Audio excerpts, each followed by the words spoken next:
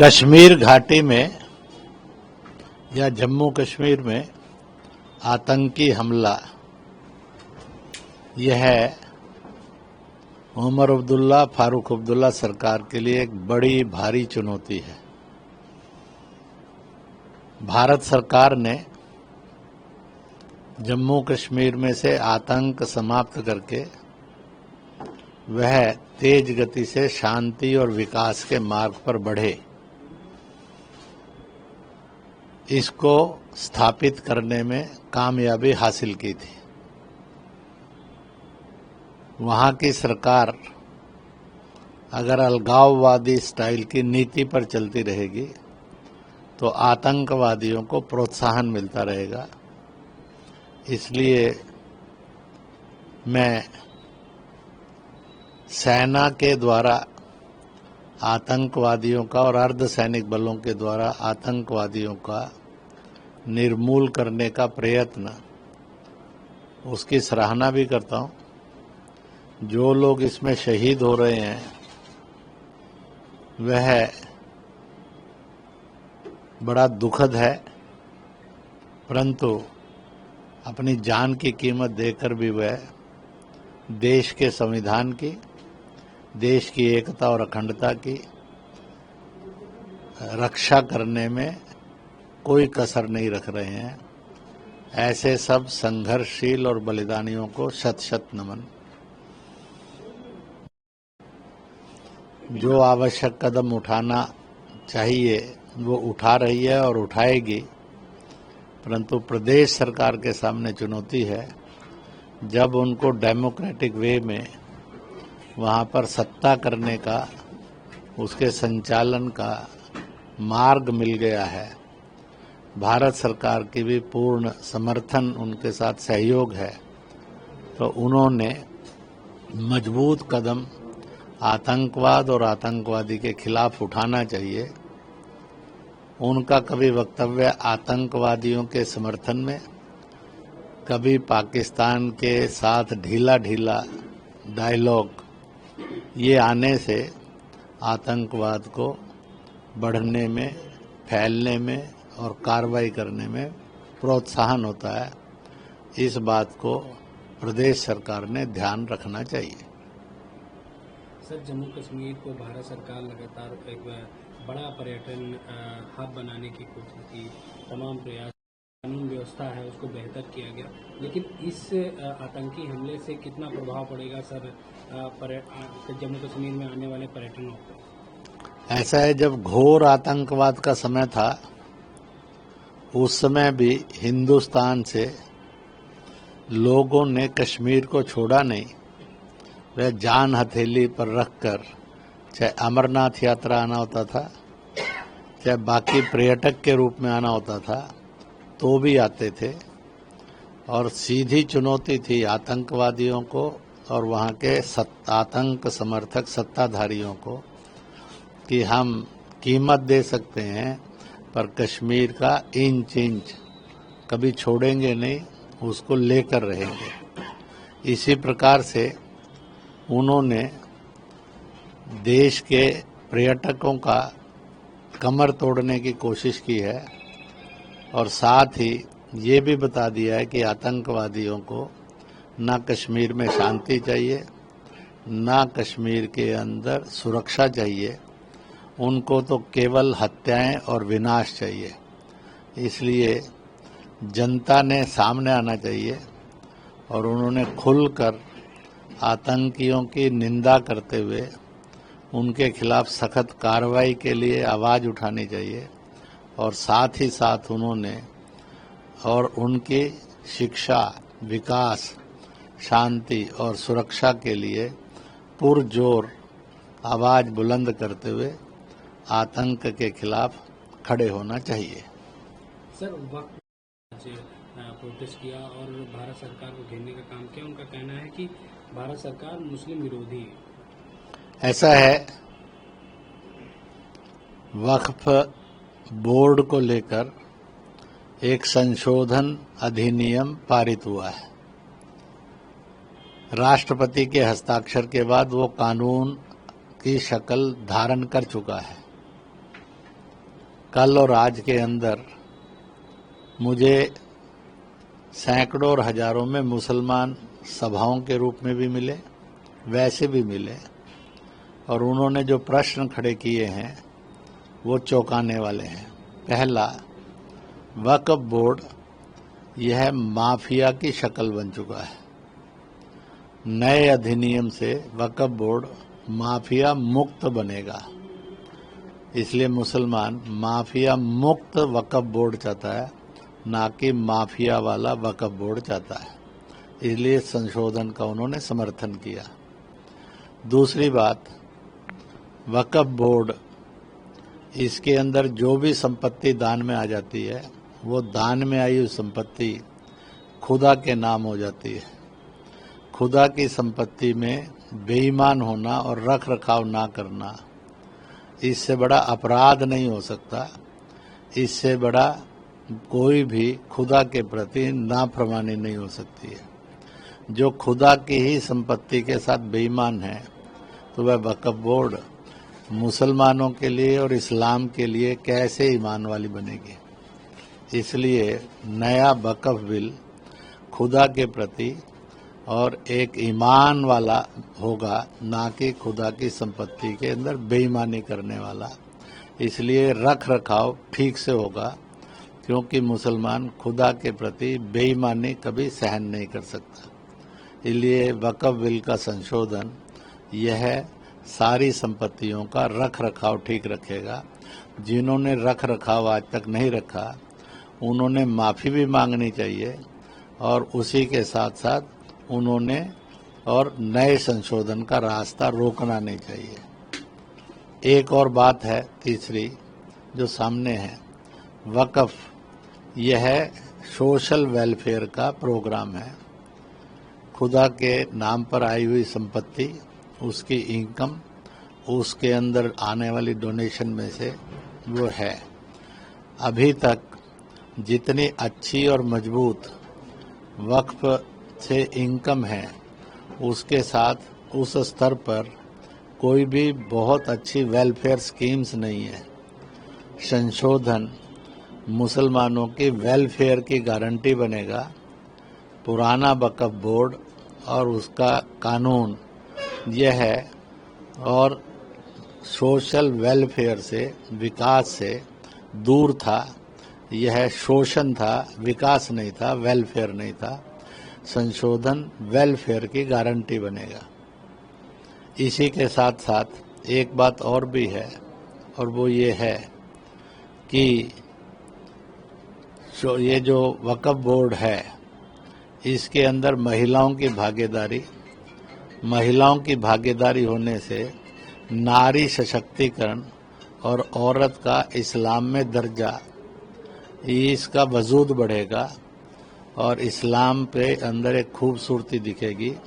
जैसे 3 तलाक के समय में और महिलाओं को कानून बनने का विरोध इसी मुस्लिम पर्सनल लॉ बोर्ड ने और बाकी संस्थाओं ने किया था, आज वो कानून बनने से इस्लाम की भी इज्जत बढ़ी है और मुस्लिम महिलाओं को एक तसल्ली मिली है कि उनकी ज़िंदगी बेहतर ज़िंदगी होने का रास्ता खुला है। और इसलिए महिलाओं को अधिकार मिलने पर महिला सशक्तिकरण होगा, महिलाओं का शोषण से मुक्ति का ये बिल है। इसी के साथ साथ ये भी एक बात है कि हिंदू सदस्य वक्फ बोर्ड के पास जितनी वक्फ में संपत्तियां आई हैं, बहुत बड़ी भागीदारी उन संपत्तियों के दान में हिंदुओं की है, इतना ही नहीं गैर मुस्लिम्स की है। दूसरा, जो उसकी संपत्ति है उसमें किराएदारी में गैर मुस्लिम भी बड़ी संख्या में है, इसलिए एक बहुत बड़ा सोर्स ऑफ इनकम गैर मुस्लिम से, हिंदुओं से है। तीसरी बात, जो डोनेशन है उसमें दरगाहों पर, खानकाहों पर, बाकी सब पर, मज़ारों पर जहां मुसलमान जाता है, कई जगह तो हिंदू से अधिक जाता है और वो डोनेशन भी देता है। तो वक्फ बोर्ड को हिंदू की संपत्ति का वक्फ मंजूर है। हिंदू के द्वारा या गैर मुस्लिम के द्वारा जो किराएदारी है वो भी मंजूर और स्वीकार है। उसी के साथ साथ चढ़ावा भी, डोनेशन भी मंजूर है। फिर हिंदू से एलर्जी क्यों? क्योंकि वो कोई आकर इसमें तो ताकतवर रोल प्ले करने वाला नहीं है। इससे जो वक्फ के इस संशोधन का विरोध कर रहे हैं वो हिंदू मुसलमान नफरत के स्थायी बीज रोपण कर रहे हैं। वह विष घोल रहे हैं और सुधार के बाद हिंदू मुस्लिम भाईचारा बढ़ेगा, हिंदू मुस्लिम दंगे होने के रास्ता रुकेगा और इसी के साथ साथ वेलफेयर बहुत अधिक बढ़ेगा। तो श्रद्धाएं भी बढ़ेंगी, आपस के अंदर धार्मिक उन्माद होने की बजाय धार्मिक सद्भाव भी जागेगा। इसलिए जो लोग इसका विरोध कर रहे हैं, इसका मतलब है कि वे कह रहे हैं कि हम हिंदुओं से नफरत करते हैं, नफरत ही उनका है। क्या नफरत शरीयत है? क्या नफरत इस्लाम है? क्या नफरत संविधान है? क्या नफरत भाईचारा है? क्या नफरत यह इंसानियत है? इसलिए यह इसके अंदर से विरोध करने वालों ने, इस बात पर सवाल उठाने वालों ने अपने गिराबा में झांक कर देखना चाहिए कि वह नफरत की खेती कर रहे हैं, हिंसा की और दंगों की नींव डाल रहे हैं। इतना ही नहीं है, इसी के साथ साथ आप देखेंगे वक़्फ़ के अंदर जेपीसी के सामने शियाओं ने खुलकर ये कहा है कि हमें और ये वक़्फ़ बोर्ड नहीं चलेगा, ये केवल सुन्नियों की चिंता करता है। शियाओं के लिए अलग वक़्फ़ बोर्ड होना चाहिए, यह उन्होंने खुलकर डिमांड की है और उनका अपने ढंग से उसका रख रखाव और होना चाहिए। इसी तरह से सूफी शाह मलंग फकीरों ने भी और ये डिमांड रखी है कि उनका भी वक़्फ़ बोर्ड अलग से होना चाहिए, क्योंकि सुन्नी लोग तो उनको मुसलमान ही ढंग से मानने के लिए तैयार नहीं होते हैं। और इस प्रकार से ये दो ने पुरजोर इस ताकत के साथ अपनी बात को रखा है। They want separate Waqf board. यह भी एक विषय है। इससे जो नेता वक़्फ़ संशोधन का विरोध कर रहे हैं उन्होंने अपने गिरेबान में झांक कर देखना चाहिए कि वह सारे मुसलमानों के नेता ना होकर चंद लोगों के नेता हो गए हैं। एक बात और भी सीखना चाहिए, इसमें से प्रोपेगेंडा किया जा रहा है मस्जिदों पर कब्जा हो जाएगा, कब्रिस्तानों पर कब्जा हो जाएगा, अन्य प्रॉपर्टीज पर कब्जा हो जाएगा। यही बहकाने का काम कभी इन नेताओं ने 370 जब जम्मू कश्मीर से हटाए जाने का था उस समय में भी यही कहकर भड़काया था, जो पूरी तरह से झूठ निकला। बल्कि वहाँ अमन शांति आई, डेमोक्रेसी आई और वहाँ पर विकास का, शिक्षा का, शांति का और सुरक्षा का वातावरण बना। चुनाव हुए, खुलकर लोगों ने मतदान करके सरकार चुनी। इसी प्रकार से ऐसे ही तर्क देकर सीएए के समय में भी और मुसलमानों को भड़काया गया था कि संपत्तियां छीन ली जाएंगी, कागज मांगे जाएंगे, तुम्हें नहीं मिलेंगे तो बाहर निकाल दिए जाएंगे। वह सारे भड़काना पूरी तरह से झूठ निकला, उसमें कोई सच्चाई नहीं थी, झूठ निकला सामने है। बल्कि पाकिस्तान बांग्लादेश के अंदर जो और अक़लियत है, अल्पसंख्यक है, उनकी सुरक्षा की गारंटी का वो कानून था। और दुखद ये है चंद नेताओं ने और उसको और पाकिस्तान बांग्लादेश के अल्पसंख्यकों की सुरक्षा की तरफ बढ़ने की बजाय और उनको सुरक्षा कोई भी देश दुनिया का ना दे, हिंदुस्तान बिल्कुल ना दे, इस नाम पर भड़काकर उन्होंने और अल्पसंख्यकों का विरोध अल्पसंख्यकों के द्वारा करवाकर ऐसा अमानवीय गैर शरीयत काम किया जो दुखद है। मुसलमानों को समझना चाहिए कि उनको कैसे गलत गुमराह किया जा रहा है, कैसे उनको भड़काकर और रखा जा रहा है। इसी का प्रतीक बनेगा मुसलमान एक गुलाम बंधुआ वोट बैंक का मुसलमान हिंदुस्तानी मुसलमान नहीं रहेगा, बल्कि एक खुददार हिंदुस्तानी मुसलमान के रूप में जी सकेगा। उसमें खुददारी आएगी, वह इस देश के अंदर इस देश के मालिक के रूप में रह सकेगा। वो नहीं चाहते हैं कि वह उनकी बंधुआ मजदूरी से मुक्त हो, इसलिए गलत रूप से भड़काने का, बांटने का, डराने का और लड़ाने का काम कर रहे हैं। इसलिए मुसलमान अब इससे चक्रव्यूह में नहीं फंसेगा, बड़ा साफ सा दिखाई देता है। इसलिए जहां समर्थन करने वाले लोग उत्पात कर रहे हैं, वहां पर इसका विरोध करने वाले भी आ रहे हैं। कल सायंकाल की प्रेस क्लब की मीट, आज उर्दू एकेडमी की मीट इस बात का है कि मुसलमान वक्फ के संशोधन के और बिल के संशोधन के साथ बिल के समर्थक है, क्योंकि उसको वो चीजें मिलेंगी जो आज तक नहीं मिली हैं। उन चीजों का अधिकार मिलेगा जो उसको आज तक नहीं मिला है, और इस प्रकार से वह खुलकर सामने आया है। डराने धमकाने के बाद भी सामने आ रहा है। इसी के साथ साथ एक और बात है, मुर्शिदाबाद में दंगे जो हो रहे हैं, मुर्शिदाबाद के दंगे हर मुसलमान के सामने एक सवाल लेकर खड़े हैं, क्या यही शरीयत है? जो निर्दोष लोग हैं, सामान्य जन हैं, उनको मारना, कत्ल करना, उजाड़ना, संपत्ति छीनना, उनकी संपत्ति जला देना, क्या यही शरीयत है? या ये शरीयत का अपमान है? क्या यही संविधान है या संविधान का अपमान है? यही इंसानियत है? क्या ये इंसानियत का अपमान है?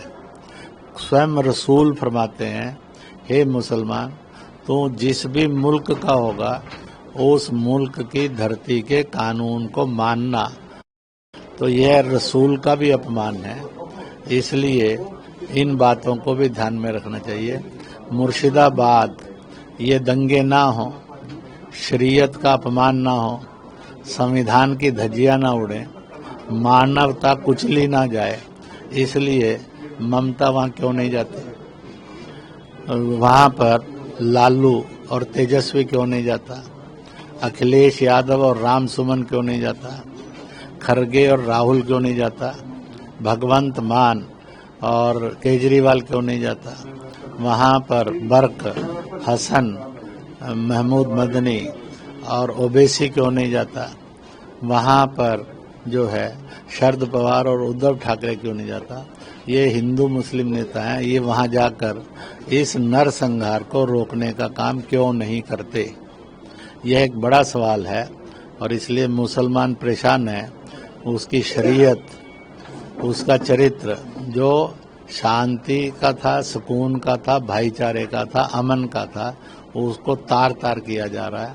इसलिए मैं सब नेताओं को और पार्टियों को कहूँगा कि मिलकर आगे बढ़ें, और वहाँ पर जो इस प्रकार से अत्याचार हो रहे हैं, इन अत्याचारों पर तुरंत लगाम लगानी चाहिए। यही इस्लाम है, यही हिंदुस्तानियत है, यही इंसानियत है, यही संविधान है। इसलिए इन सब की तार तार धज्जियां ना उड़े, इन सब की और सम्मान होकर वहाँ पर यह अत्याचार तुरंत बंद किया जाना चाहिए।